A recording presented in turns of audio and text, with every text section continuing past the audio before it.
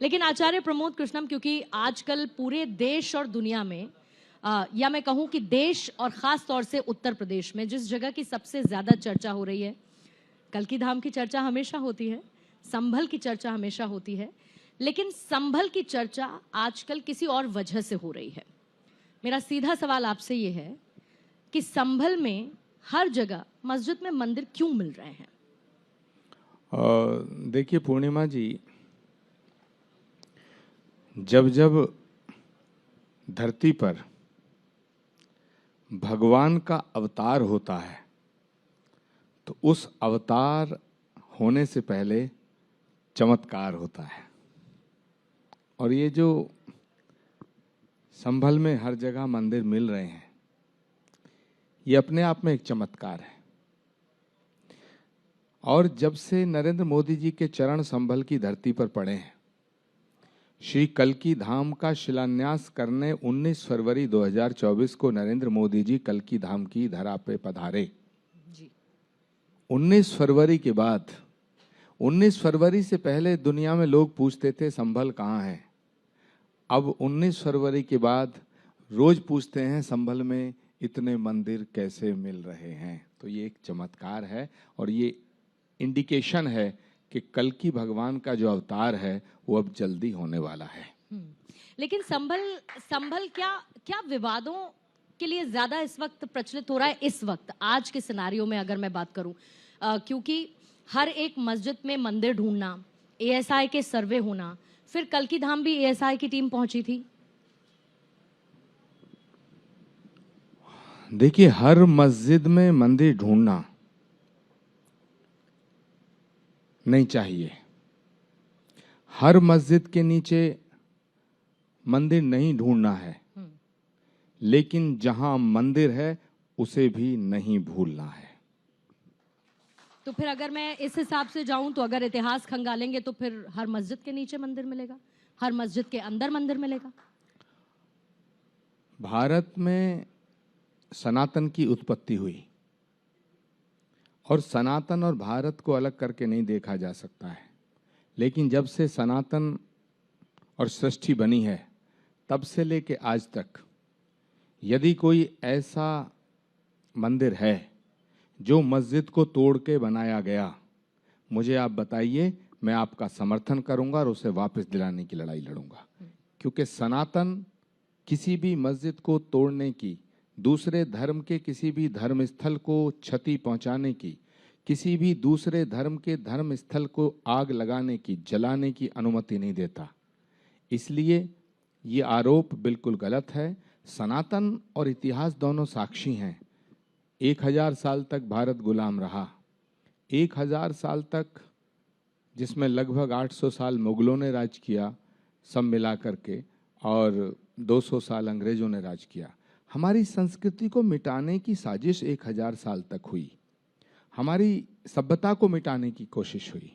और ये सभ्यता और संस्कृति को मिटाने की जो कोशिश हुई, ये क्यों हुई? क्योंकि लोग जानते थे कि जब तक सनातन है तब तक भारत को नहीं मिटाया जा सकता। और आज मैं कह रहा हूं, जब तक सनातन है तभी तक भारत है, और जब तक भारत है तभी तक सनातन है। लेकिन किसने इसको रोकने की कोशिश नहीं की? क्योंकि लंबे समय तक सरकारें रहीं, सरकारें बदलती रहीं, लेकिन फिर ये आंच, ये आग अचानक से ऐसे क्यों उठ रही है? या इतिहास बदलने की, या इतिहास को दबाने की, अलग अलग तरीके से फिर किसी ने इसको रोकने की कोशिश क्यों नहीं की आचार्य जी? नहीं, कोशिशें हुई, साजिशें हुई तो कोशिशें भी हुई, कोशिशें लगातार हुई। अगर कोशिशें नहीं होती तो सनातन तो मिट गया होता।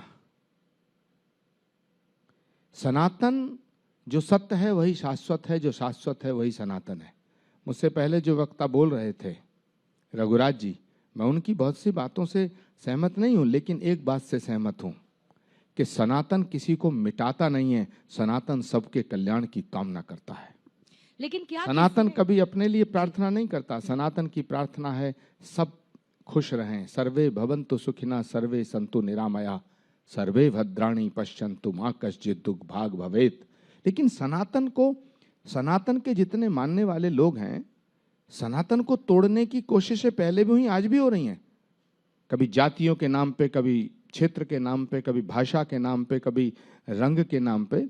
सनातन को तोड़ने की साजिश नहीं है तो और क्या है? हमें जातियों में विभाजित करने की जो साजिश है, ये सनातन को तोड़ने की साजिश है। तो सनातन को तोड़ने की साजिशें पहले भी हुई हैं, अब भी हो रही हैं और लगातार होंगी। लेकिन सनातन को तोड़ना इतना आसान नहीं है, मगर सनातन को मजबूत रखने के लिए उसे जागृत रखना पड़ता है। और पूर्णिमा जी, जब छत्रपति शिवाजी महाराज पूरे जीवन के संघर्ष को स्वीकार कर लेते हैं, लेकिन औरंगजेब के सामने सर झुकाना स्वीकार नहीं करते, तब सनातन जागृत होता है। जब महाराणा प्रताप घास की रोटी खाना स्वीकार करते हैं, सोच के देखिएगा, या जितने लोग बैठे हैं सब जरा चिंतन करें मेरी बात पे। घास की रोटी खाना स्वीकार करते हैं, लेकिन अकबर के सामने सजदा करना स्वीकार नहीं करते, तब सनातन जागृत होता है। गुरु गोविंद सिंह जी महाराज अपने बच्चों को दीवार में चुनवाना स्वीकार कर देते हैं, लेकिन सनातन से समझौता नहीं करते, तब सनातन जागृत होता है। जब एक गरीब घर में पैदा हुआ बच्चा, चाय वाले के घर में पैदा हुआ बच्चा 500 साल के संघर्ष को खत्म करके अयोध्या के अंदर भगवान राम के मंदिर की प्राण प्रतिष्ठा करता है, तब सनातन जागृत होता है। जब देश का प्रधानमंत्री होने वाले अवतार के लिए श्री कल्की धाम के आधारशिला अपने हाथों से रखता है, तब सनातन जागृत होता है। ये सब सनातन ही तो जागृत हो रहा है। लेकिन सनातन को मिटाने की कोशिशें लगातार हैं। मैं आज इस बात को कहते हुए बिल्कुल भी मुझे संकोच नहीं है कि जो उस समय असत्य के साथ थे, अधर्म के साथ थे, अहंकार के साथ थे, वो लोग आज भी हैं और हमेशा रहेंगे। जब भगवान राम थे तब रावण भी था, जब कृष्ण थे कंस भी था, दुर्योधन दुशासन भी थे, और आज नरेंद्र मोदी हैं, लेकिन पूरा विपक्ष है। ये कौरव दल है, ये कौरवों की सेना है, जो एक नरेंद्र मोदी अगर कोई भी फैसला लेते हैं, कोई स्टेटमेंट देते हैं, कोई बात करते हैं, मैं पूछना चाहता हूं पूरे विपक्ष से, नरेंद्र मोदी के फैसलों की आलोचना करने का अधिकार है। देश के जितने प्रधानमंत्री हुए उनके फैसलों की आलोचना करने का अधिकार इस देश के प्रत्येक नागरिक को है, लेकिन देश के प्रधानमंत्री से नफरत करने की गुंजाइश नहीं होनी चाहिए। आज नरेंद्र मोदी जो फैसला लेते हैं उसका आप विरोध इसलिए करते हैं कि वो नरेंद्र मोदी का फैसला है, ये ठीक नहीं है। पंडित जवाहरलाल नेहरू से लेकर नरेंद्र मोदी तक जितने प्रधानमंत्री हुए, मैं सबका सम्मान करता हूं। सबने अपने अपने तरीके से अपनी सोच और अपने प्रयास से इस देश की सेवा की है, सब आदरणीय हैं। लेकिन माफ करना, नरेंद्र मोदी जैसा प्रधानमंत्री न हुआ है न होगा। लेकिन सनातन अगर जीवन जीने की पद्धति है, सनातन जो समावेशी है, सनातन जो शाश्वत सत्य है, क्या इस सनातन को 145 करोड़ भारतीय अपनाएं, ये अनिवार्य है? और क्या ऐसा मुमकिन है? सनातन को अपनाने वालों का सौभाग्य होगा, और जो सनातन को ठुकराता है उनका दुर्भाग्य होगा। सनातन कोई एक किसी एक पर्टिकुलर कम्युनिटी का धर्म नहीं है। सनातन तो सृष्टि का धर्म है। सूरज का धर्म सनातन, चांद का धर्म सनातन, धरती का धर्म सनातन, आकाश का धर्म सनातन।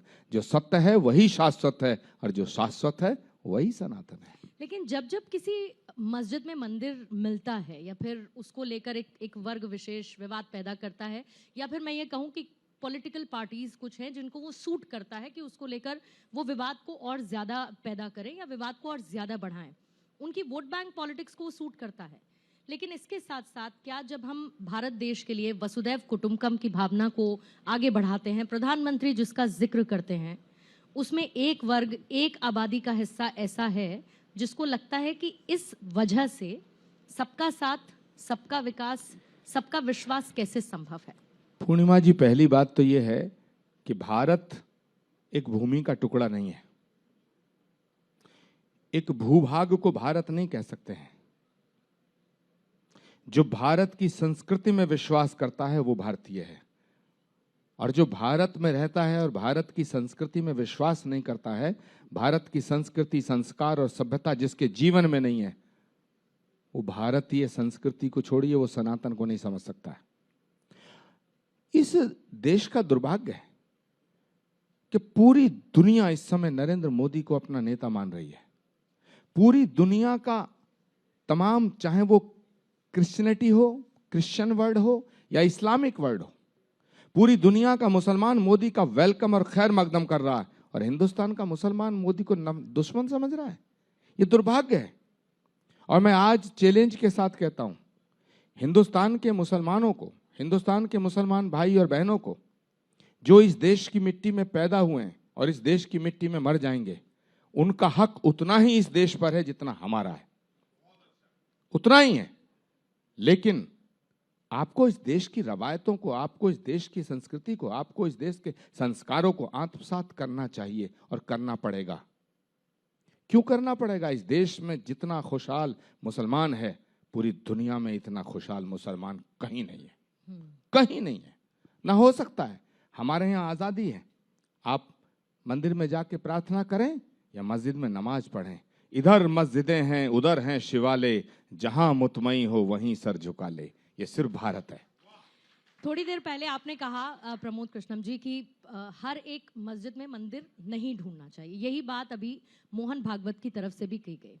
मोहन भागवत ने उनके दो बयान आए पिछले कुछ दिनों में रिसेंटली, जिसमें उन्होंने एक बात का जिक्र किया कि ये मस्जिदों में मंदिर ढूंढकर कुछ ऐसे लोग हैं जो कि हिंदुओं के बड़े नेता रातों रात बन जाना चाहते हैं। क्या उनके बयान का जो असल संदेश था वो ठीक तरीके से पहुंच पाया? क्योंकि इसको लेकर भी काफी विवाद हुआ। देखिए, मैं एक बात बहुत जिम्मेदारी से कहना चाहता हूं, हमारा इतिहास काला है या गोरा, हमारा इतिहास अच्छा है या बुरा, हमारा इतिहास जैसा भी है उसे बदला नहीं जा सकता। मैं अपने ना तो माता पिता को बदल सकता हूं, ना अपने दादा परदादा को बदल सकता हूं। अगर 500 साल पहले, 600 साल पहले, 700 साल पहले हमारे इतिहास में कुछ ऐसा हुआ, तो क्या हम उस पर झूठ का पर्दा डाल दें? क्या ये बात सच नहीं है कि मुगलों ने जब हिंदुस्तान पे आक्रमण किया, मोहम्मद गौरी ने जब आक्रमण किया, बाबर ने जब आक्रमण किया, तैमूर लंग ने जब आक्रमण किया, औरंगजेब जब यहां बादशाहत की, तो उन्होंने मंदिरों को नहीं तोड़ा? जब मंदिरों को तोड़ा, और मंदिरों को तोड़ने की घटनाओं को इतिहास में दर्ज किया गया है। भारत के इतिहासकारों की बात छोड़ो, बर्नी लिखता है, आईने अकबरी में है, बाबरनामा में है, मेगस्थनीज ने लिखा, फाइयान ने लिखा, हुइनसांग ने लिखा, तमाम इतिहास की किताबें, ancient history, medieval history, modern history, तीनों गवाह है कि भारत में विदेशी आक्रांताओं ने मंदिरों को ध्वस्त किया। तो अगर मंदिरों को ध्वस्त किया गया तो इस बात को हमें बोलना भी गुनाह है। या तो इतिहास से हटा दो।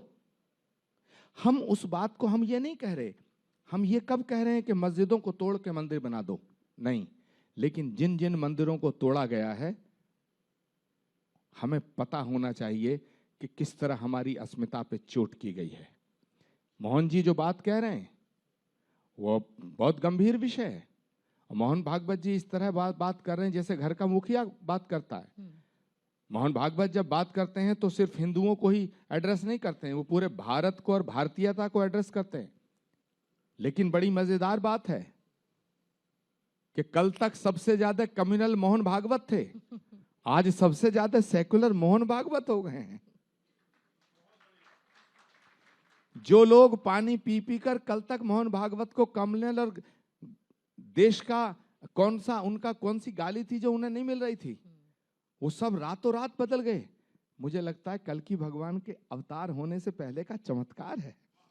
आपने कल्कि भगवान के अवतार का जिक्र किया, तो आजकल कल्कि भगवान के एक और अवतार का जिक्र हो रहा है। मैं नाम लूं या फिर आप इसको आगे बढ़ाएंगे?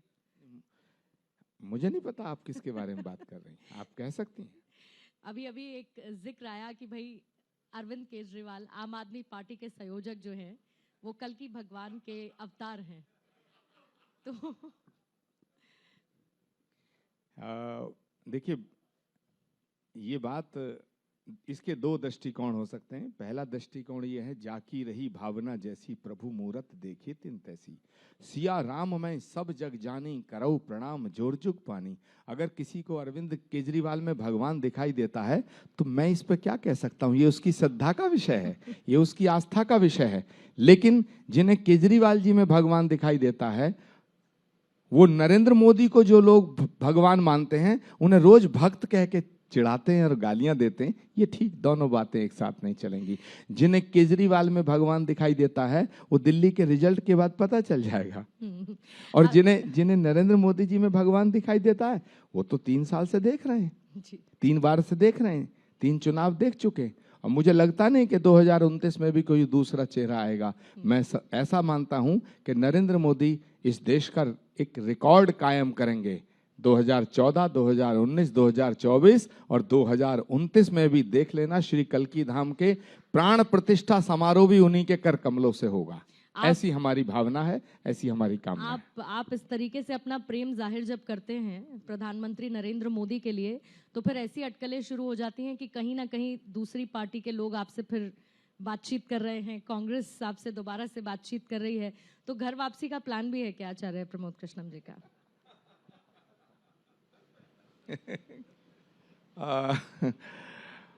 पूर्णिमा जी, ऐसी बातों को क्यों पूछते हो जो बताने के काबिल नहीं है?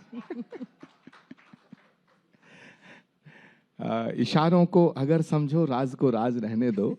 लेकिन क्योंकि आपका सवाल सीधा मुझ पे है और मुझसे जुड़ा हुआ है और मैं किसी सवाल से बचना नहीं चाहता, तो मैं आपको बता देना चाहता हूं कि कांग्रेस पार्टी को मैंने कभी नहीं छोड़ा।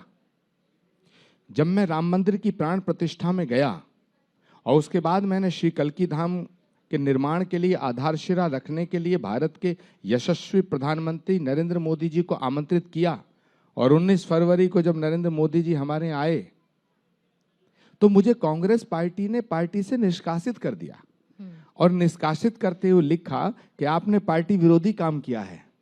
तो पूर्णिमा जी, मैं कहना चाहता हूं, अगर राम मंदिर जाना पार्टी विरोधी है तो मैं 1000 बार जाऊंगा। अगर वंदे मातरम बोलना पार्टी विरोधी है तो मैं यहां भी बोलूंगा वंदे वंदे वंदे। अगर भारत माता की जय लगाना पार्टी विरोधी है तो मैं लगाऊंगा, और अगर राष्ट्र की बात करना पार्टी विरोधी है तो मैं करूंगा, और अगर राम का नाम लेना पार्टी विरोधी है तो मुझे 1000 बार निष्कासन स्वीकार है पूर्णिमा जी, लेकिन राम और राष्ट्र पे समझौता स्वीकार नहीं है।